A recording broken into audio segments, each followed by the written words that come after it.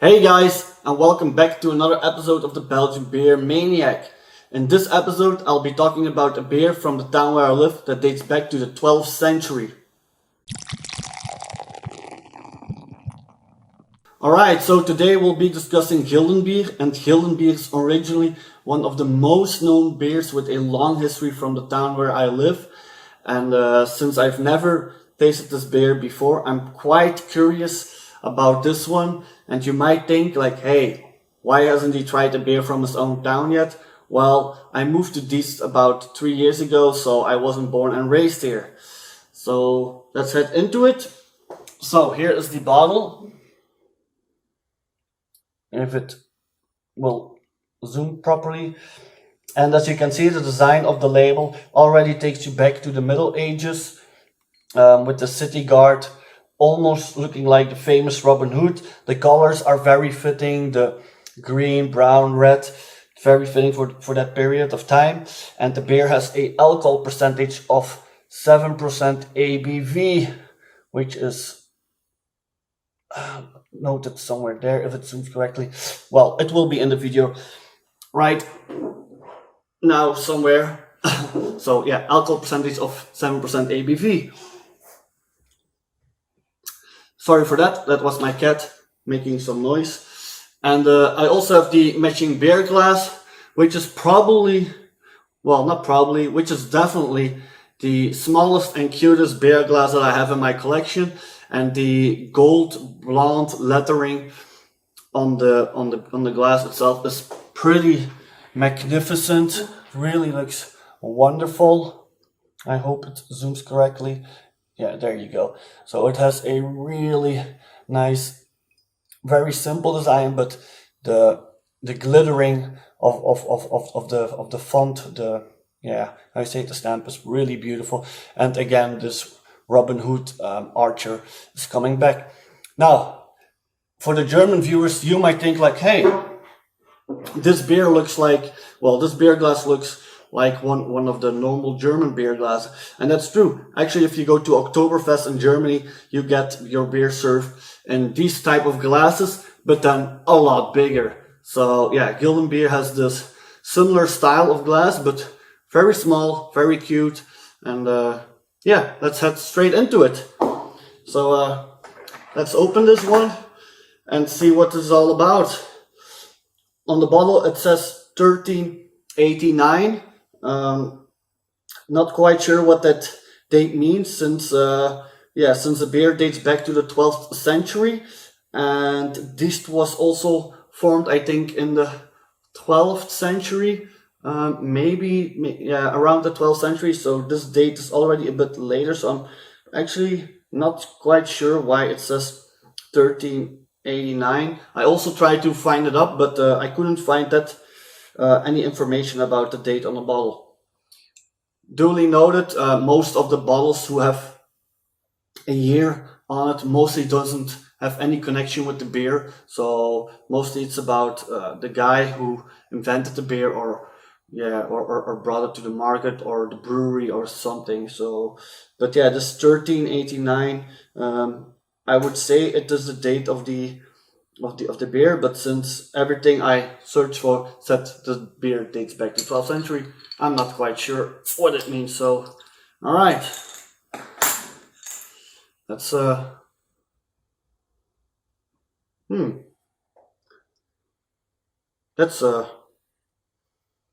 has this kind of amber ale smell. I was going to say taste, but I meant smell. So let's pour this one. It seems to be a dark beer or brown beer. Looks very creamy. Pretty curious if I can fit the whole bottle in there, in this small glass. And holy shit, sorry for my language if there's young people watching, but it actually fits. I thought this glass was a 25 centiliter, but oh yeah, it is a 25 centiliter. My mistake, it's on the bottle. Yeah, I was overthinking like, this is a small glass, how can a 33 centiliter bottle fit in there? But yeah, it is a 25. So alright, let's start with the smelling.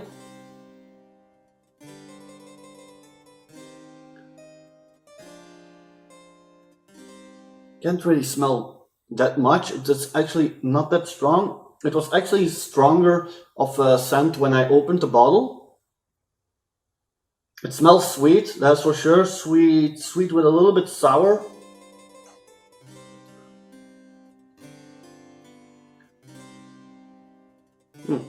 Yeah, honestly, I also have to say that my nose is a bit, how do you say, I don't have a cold, but it's a bit stuck, so maybe that's why I can't get any proper sense.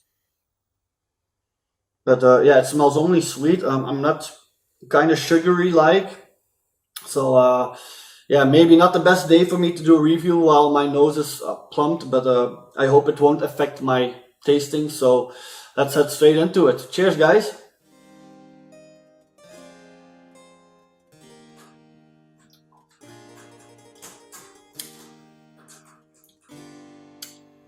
That is really creamy. The moment you there's gonna be a rare comparison, but you know, the moment you drink a glass of Coca-Cola when it's freshly poured and you pour it in your mouth, and the moment you pour it, it bursts out in foam, and you get this creamy foam feeling in your mouth. This beer kind of did the same to me. So I'm gonna take another sip to see if it's still going on with the second one.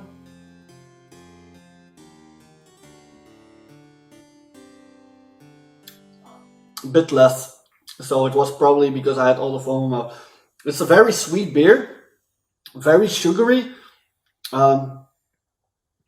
has a yeah, fairly strong aftertaste. It's and I can really feel it bursting through, like, wow, it's really settling on my stomach already. Like yeah, it has this really strong aftertaste, lightly bitter, not too much. I'm trying to find some flavors in it.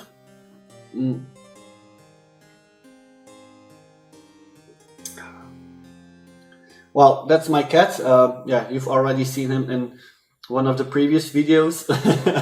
he does that sometimes. Back to the flavors. I would say there is some kind of coffee, but it doesn't really taste like a stout, but it has something cacao bean, like coffee beans flavor in it. If I'm not correct, like I said, this is again a first time beer for me, so if I'm not correct in what I taste, you can always correct me in the comment section below. Very sugar. Yeah, it's almost like a caramel. There is something bean coffee like, but then with you know, like a sort of latte. Like, and I think I can also smell a bit a touch, excuse me, a touch of caramel flavor.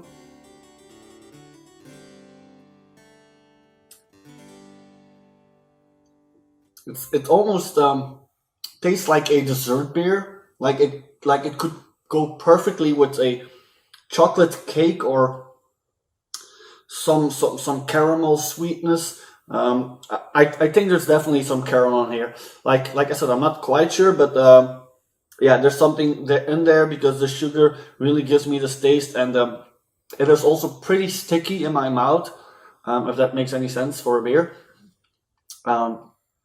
Sweetness is very good balanced. The bitterness is not overly strong, but there is this very strong aftertaste, which, like, I'm feeling it in here, and that's really strange for a 7%, for a beer with a 7% alcohol percentage. Now, as for the beer type, I would classify this beer among the strong brown beers or the dark beers, depending on how you prefer to call it.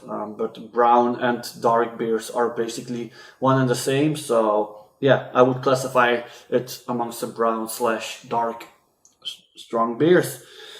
Now, the history of Gildenbier goes way back. and time. Old documents show that this beer was already being brewed in the 12th century during the time of Duke John I of Brabant. And this beer was actually so famous that it inspired a lot of poems and songs that are still being used in the history of Diest today. And the origin of the Gildenbier is closely linked to the Diest Archers Guild, who actually brewed this beer on occasion of their annual guilds ball. And during this annual guild ball, they also had a contest where new members had to pass a test in order to become a member of the Archers Guild. And the contest was that they had to drink a large glass of Gildenbier, which equaled around 1 liter of beer, while standing on one foot on an unstable table, while being pushed around by the already members or people of the guild, and whoever succeeded in drinking the whole liter of Gildenbier at once and not fall over and was still standing after the test would be approved to become a member of their guard. So yeah, that's actually pretty funny, especially when I imagine standing on a wankly table on one leg trying to drink a 1 liter beer and people are pushing you. So yeah, I think that test is pretty impossible to do. But yeah, then again, it is a story, so that goes with the legend. And there's also a story that Gildenbier used to be called Gilbier, and the reason for that was that Gil equals yell, and apparently after the annual guild ball and the contest, all the remaining Gildenbier, before it was called Gildenbier, was being put in barrels and was being drove up to the city hall where it was stored in the cellars. And every time when they would pass through the city gates, there was apparently a guy who was always yelling, "The beer is here, the beer is here, the beer is here." And so the story goes, and therefore they called the beer in the beginning Gilbier, which means yelling beer, because of this guy. But then it didn't pronounce that properly, because Gilbier does pronounce a bit weird, so eventually they put D-E-N in between and they called it Gildenbier. So yeah, that's another little fun fact to know about this one. God, that guy must be so happy when he saw that fucking cart coming over with all the beer. The beer's here! The beer's here! Sorry for my bad imitation, but I'm trying to picture this one guy on this gate yelling for his beer. So that could have been me, but yeah, it wasn't. So alright, so that was a little history. Today Gildenbier is being brewed by the Brewery of Haacht, which is located in the township of Haacht and which is actually in the town next door. So for more information regarding the Brewery of Haacht and about Gildenbier, or a bit more detailed about Gildenbier, you can always visit their website. I've also included the Instagram and Facebook of Haacht in the description below, so surely check that out. And now it's time for the awards and rating, and strangely enough I couldn't find any awards for Gildenbier, which I find strange because this beer is so old, and I couldn't find anything on beer awards and so on. If any one of you did find a link, please pass it through and I'll add it in the description. So going straight to my personal rating, and therefore I take another sip.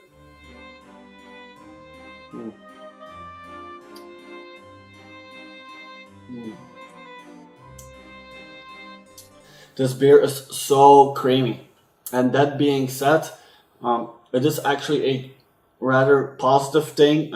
I do know that I said in the video where I rate the best Belgian pils that I didn't like Maas, for example, because it was too creamy, but that was a pils, and a pils doesn't need to be creamy. And for a strong, dark brown beer, I think this is a really pleasant quality. It gives you a really smooth, flavorful feeling in your mouth, and this sugary caramel taste that the beer has, and this kind of rum whiskey vibe while you swallow it. It's really amazing. But yeah, for my personal rating, I would rate this beer.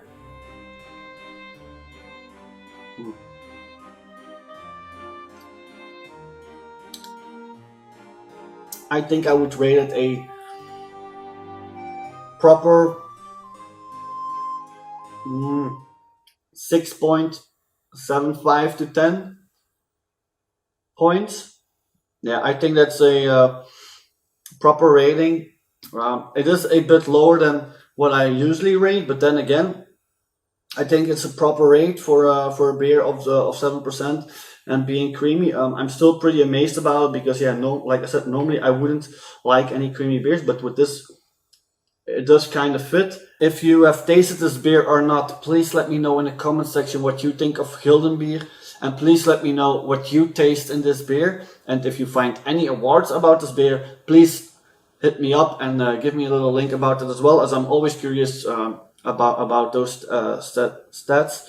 So yeah, I hope you guys enjoyed this video, and if you would like to see me do more Belgian beer reviews, please give this video a like, leave a comment in the comment section, and don't forget to subscribe to my YouTube channel and hit that little bell so you are being notified when I have new videos uploaded. And for those of social media, you can follow me on Facebook, Instagram, and also on Untapped.